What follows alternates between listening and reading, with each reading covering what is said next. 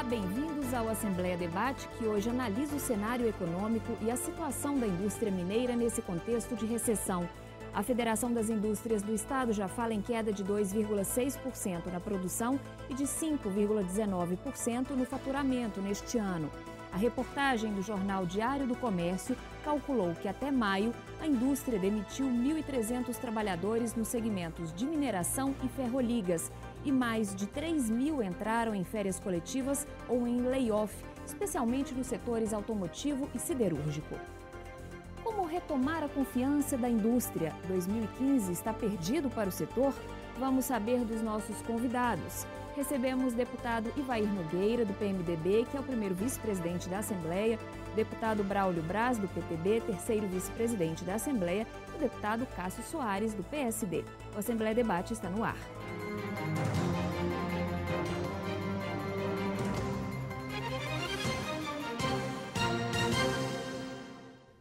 2015 está sendo um ano ruim para o setor industrial. Segundo a Confederação Nacional da Indústria, somente de março a abril o faturamento caiu 6,4%. Com isso, o ritmo de demissões aumentou e houve retração da massa salarial e do rendimento médio. Vamos acompanhar um trecho da coletiva do gerente executivo de política econômica da CNI, Flávio Castelo Branco, anunciando os indicadores de abril. Conjunto dos indicadores divulgados, os 6 indicadores divulgados, todos eles mostram comparações negativas, tanto em relação a março, quando o dado é corrigido sazonalmente, como na comparação com o abril do ano passado, com os 4 primeiros meses do ano. Ou seja, o quadro, claramente, é um quadro de recessão no setor industrial. A menor produção, menor investimento, é menor intenção de contratação. Na verdade, o que nós estamos observando não é nem intenção de contratação, já é um claro sinal de perda de postos de trabalho no setor industrial de uma forma bastante ampla nos segmentos. Deputados, muito obrigada pela presença dos senhores aqui no Assembleia Debate. Eu gostaria de começar com uma análise dos senhores que são empresários, administradores de empresa, estão aí vivenciando isso também no lado pessoal. Como que vocês analisam este momento? Deputado Braulio Braz, a gente começa pelo senhor.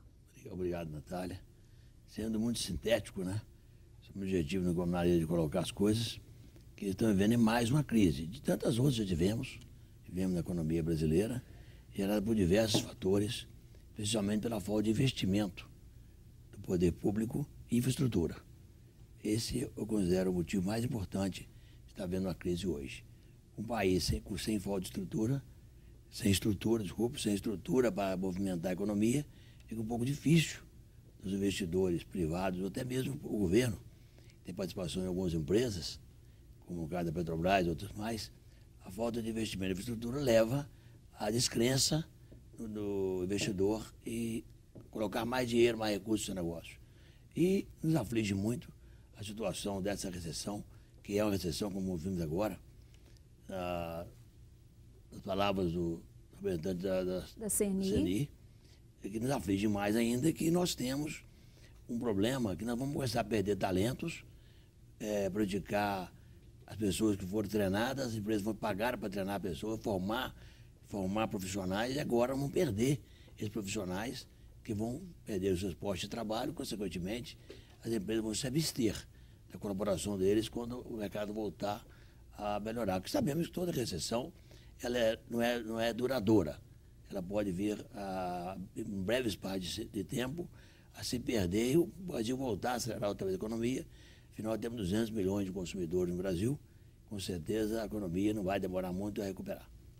Deputado Cássio Soares, o senhor que já foi secretário de Desenvolvimento Social, como que o senhor está enxergando esse cenário nesse momento? Olha, a forma mais correta de enxergarmos esse cenário é enfrentando a realidade. Então, se hoje nós temos uma crise econômica, se nós temos um problema na economia brasileira, nós temos que saber quais são as melhores formas de minimizar os danos para a nossa população, para os trabalhadores de modo especial, para os industriais e para os investidores, que eles ou retraem ou eles avançam nos seus investimentos. Então, infelizmente, quando a indústria ela vai mal, ela percebe uma retração no consumo e, de igual modo, ela retrai também a sua produção, ela gera um efeito cascata, porque demitindo funcionários são menos consumidores com capacidade financeira para consumir, para gastar e para movimentar o comércio. Então, nós temos esse ciclo aí que, infelizmente, não é um ciclo virtuoso. Então, a melhor maneira que eu tenho pensado e propagado aí perante a comunidade, a população, é olhar com uma visão otimista. Otimista de qual forma? As medidas estão sendo feitas, estão sendo propostas pelo governo federal. Creio eu que teve falha na economia, na política econômica em nível federal anteriormente, mas que, enfim, agora não temos que chorar o leite derramado. Pelo menos o que tem que ser feito, as medidas duras que têm que ser feitas estão sendo tomadas diante do que a gente está percebendo através do Ministério da Fazenda. E assim, a gente ter um otimismo de médio prazo, pensar que as coisas vão melhorar. A gente dizia aqui antes do início do programa que o triste é sempre o pessimismo imperar. Você pensar, não, esse ano vai muito mal, o ano que vem é ruim, o outro também. Então nós temos que pensar, quando que vai superar? Dependemos da retomada da produção, retomada do consumo, o ganho real dos salários dos trabalhadores, agregar valores à nossa produção, principalmente a produção mineira, que é muito rica em produção agrícola, agroindustrial, mas não tem esses produtos com valores agregados. Então nós temos formas, sim, criativas, talvez mais simples, de driblar essa crise atual. E a opinião do senhor, deputado Ivair? Olha, na verdade, eu acho que nós estamos vivendo a maior crise, né? Uma crise não é do Brasil, é uma crise mundial que demorou a chegar ao Brasil, mas que hoje atingiu diretamente. Eu posso falar de Cadeira, né? Eu sou de Betim, nós vivenciamos lá com a fábrica da Fiat Automóveis, que está passando por um momento de dificuldades, tem colocado a maioria do seu pessoal em férias coletivas, paralisante, chegando quase a paralisar a produção, que chegava a 3 mil veículos dia. Consequentemente, as indústrias subsidiárias que também estão localizadas ali no eixo Betim e cidades ao redor, também foram prejudicadas. O que nós estamos vivendo hoje?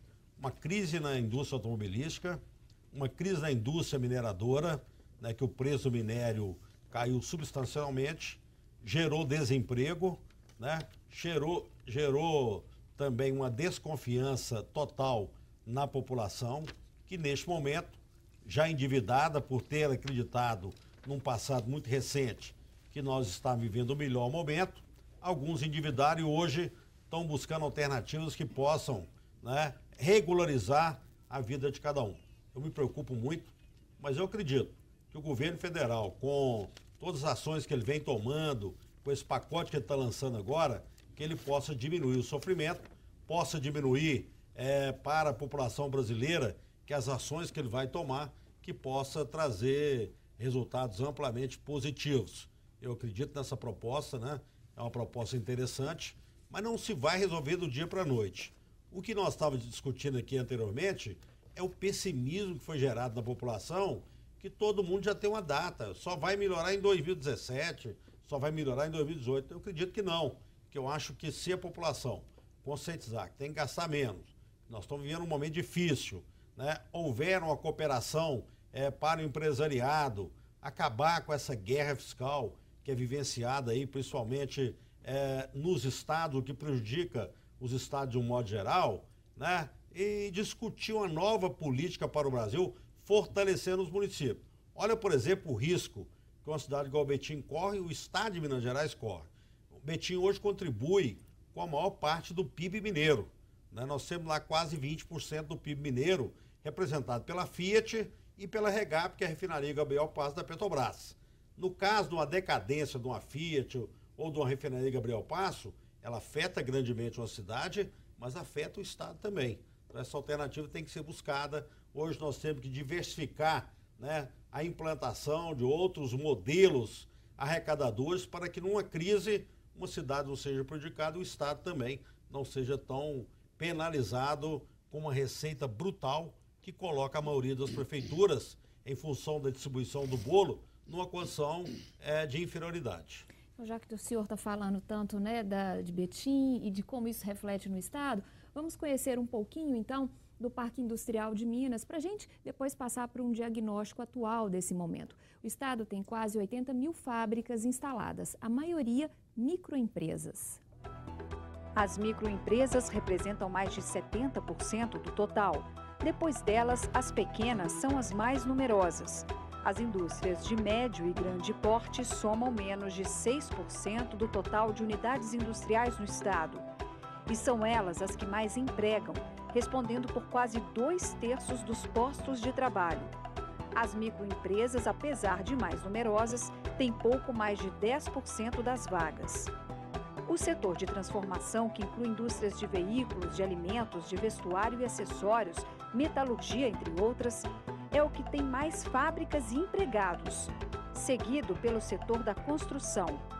O setor extrativista, da mineração, é o que mais exporta e foi responsável por 42% das vendas de Minas Gerais ao exterior no ano passado.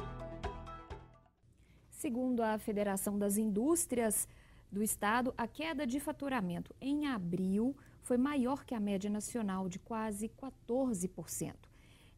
Também recuaram indicadores de emprego, massa salarial e o rendimento médio. Deputados, os senhores acreditam que a gente tem uma concentração muito grande da indústria mineira, já foi falado aqui no início pelos senhores, hoje 62% do valor da transformação industrial gerado aqui no estado está responsável aí pela mineração, metalurgia, alimentos e fabricação de veículos. A diversificação da nossa economia é uma saída para essa crise? Com certeza, eu acho que a diversificação é fundamental. Nós falamos de outros setores, né?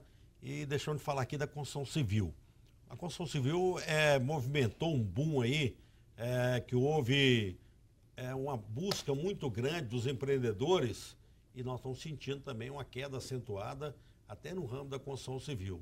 Eu acho que essa diversificação que se possa fazer, né, em cada cidade, a redistribuição dentro do estado, para regionalmente você concentrar algumas empresas dividindo a receita, ela é fundamental. Eu sou de Betim, eu quero que Betim cada vez cresça mais, né?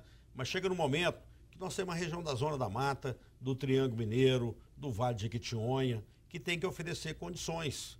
Eu quero dar um exemplo da Fiat aqui, por exemplo. Há pouco tempo, a Fiat foi lá para Recife, ela tem que buscar uma alternativa até de meios de transporte. Ela hoje conta com a 381, com a via expressa e está dependendo do Rodoanel. Ela trabalha no sistema Just Time. Se ela não tiver ali um trânsito liberado, que a peça pode chegar no momento adequado, há um prejuízo muito grande para a indústria. Então, somado a todas essas dificuldades, é importante que o Estado também possa estar procurando investimento em infraestrutura, principalmente na indústria igual a Fiat, para dar uma consolidação e uma garantia para o empresário, no caso automobilístico. Agora, é uma necessidade do Estado e eu acho que o governador Pimentel está buscando essa alternativa, né? Ele, inclusive, está agora no lançamento do encontro que ele fez ontem para discutir Minas regionalmente. O que ele quer? Não chegar com a coisa pronta. Quer fazer o que a Assembleia Legislativa faz aqui muito bem, interiorizando o trabalho da Assembleia, discutindo e debatendo em cada região de Minas quais são os anseios. A partir daí, o governador vai ter um diagnóstico onde ele vai atuar em cada região de Minas Gerais buscando alternativa. A hora que o empresário vier, não, Betim não me serve, não, mas Zona da Mata me serve, o Triângulo Mineiro me serve. E, além do mais, precisa somar tudo isso, uma agilidade, principalmente da Secretaria de Meio Ambiente, que agora ela vai entrando no eixo para liberar mais rapidamente os projetos ambientais, que a Secretaria de Meio Ambiente é a mola mestra do desenvolvimento de Minas Gerais. Se há uma burocracia muito grande, o empresário desiste de vir para Minas Gerais, como já aconteceu vários casos, deixar vir para aqui, para São Paulo, para outros estados, né? Então isso é fundamental, mas eu acho que o governador está lançando um projeto e essa diversificação e a busca de fortalecer as regiões de Minas Gerais, nós vamos ter cada dia um estado mais fortalecido, cidades mais fortes e uma distribuição mais igualitária.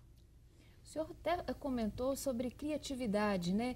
Quais as regiões a gente tem potencial para crescer, para desenvolver e que às vezes estão aí esquecidas, deputado? Olha, Natália, eu creio assim, todas as regiões de Minas têm os seus potenciais, seja na indústria turística, como eu posso dizer que nós temos um patrimônio histórico muito rico, as belezas naturais de Minas Gerais são valiosíssimas, como temos a Serra da Canastra, ali próximo de São Roque de Minas, na região sudoeste do estado, nós temos o Lago de Furnas, enfim, nós temos condições de aprimorar o nosso turismo também. Isso eu posso dizer porque eu tenho percebido essa evolução do ecoturismo lá na região sudoeste, que é a minha região, eu sou de Passos, enfim, e a gente tem percebido a evolução, o crescimento dessa indústria. São hotéis novos, pousadas, restaurantes, e isso movimenta todo um comércio local.